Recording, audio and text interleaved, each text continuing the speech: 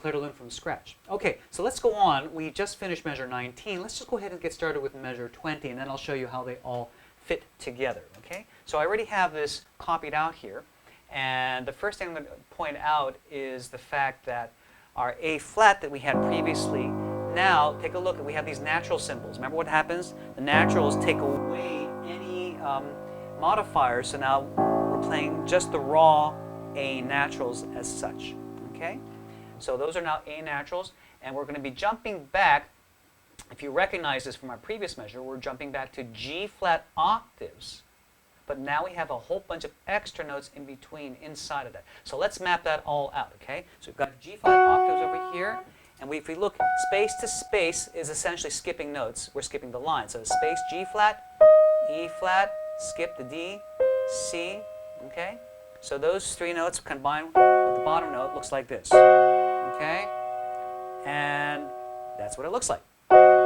There's a new fingering I'd like you to use. The normal fingering for some people might be 5, 4, 2, 1, but I'd like you to use a 5, 3, 2, 1 for a very specific reason, because you're going to see that these two inner notes, as you can see here, they're going to stay kind of the same for the rest of the measure. See that? Okay.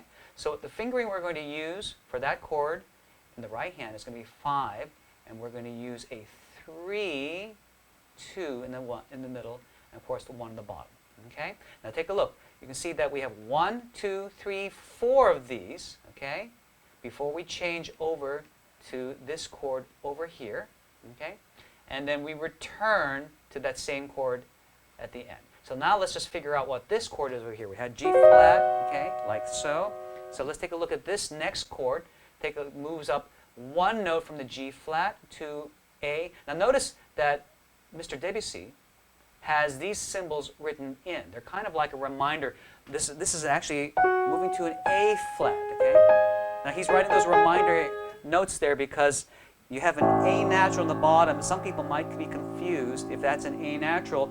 Sometimes they may associate the same note even in different octaves as having the same properties. He's just trying to remind you, or the publisher is trying to remind you, that you're going to stick to an A flat on that chord. Okay. Now let me show you quickly how that all looks. Okay. So we have a 5, 3, 2, 1. Okay. It's a little tricky. These two are going to stay in the same place with all these chords until we move to the A flat. Okay. It's really not so bad. You just keep your 2 and 3 in the middle there, and you move your octave above and below that. Okay. Now let's quickly take a look at the bottom. The chords over here, they jump up. Okay. After this A natural, we're going to be leaping up to a 1, 2, and a 5. Let's map out these notes quickly. Okay. This is the F clef line. So after the F, that's a G flat. Okay. That's a C, E flat. Okay. So it's an E flat, C, and a G flat down here. Okay, we're going to use a 5th finger on the bottom of that chord. So you want to practice from here to here a couple of times, okay? Seeing if you can find that as quickly as possible. Again, a lot of this is the same. The only one that changes is going to be right over here. And again, take a look. There's another little reminder here. You can see that it's moving up to an A flat. And he puts a little reminder A flat there for you in the music, okay? So, let's listen to how this is all put together, okay, in this measure. These are the same here, and we just move. See how that works? I'll put it all together again.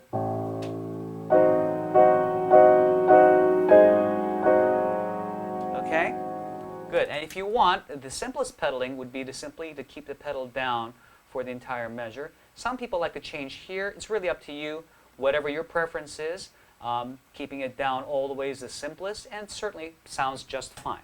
Now, one more thing I want to go back and show you. Let's take a look. I'm going to just erase some of these little highlight markings over here because I want you to see something very important. Okay. Now, let's get rid of this also, if you don't mind. Okay. Now, the rhythm is very interesting. In this measure, we're working with duples. Okay, and duples, if you remember, is we're using the mnemonic buzzing. Okay, 2 notes for the beat, and each beat I'm showing this measure is being highlighted with the yellow highlight. In the next measure, we're jumping back to 3 notes, or kind of a triplet rhythm for each beat. 1, 2, 3, 1, 2, 3, and then this is just a single note over here. All right? So this is going to correspond to bumblebee, bumblebee for each beat. So buzzing, buzzing, buzzing, and then the next measure, bumblebee, bumblebee, then we stop on the last note.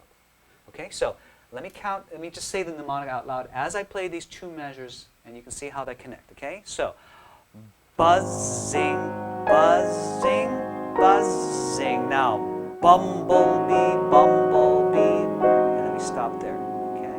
So the challenge is going to be to move from here to here, and this portion, this is probably the most difficult portion over here because it moves so fast, okay? So if there's one portion, if you're using a digital music score and are able to clip out the portions, that would be something I would clip out just this jump and practice that a couple of times so I can find it quickly. The right hand is it stays relatively in the same place, so that's not so difficult. It's the left hand that from here, it's just moving quickly to this. So the most difficult part is just getting to this part over here, and that's what I would focus on in terms of getting that smooth. Okay, so now measure 20 down. I'll see you at the next lesson.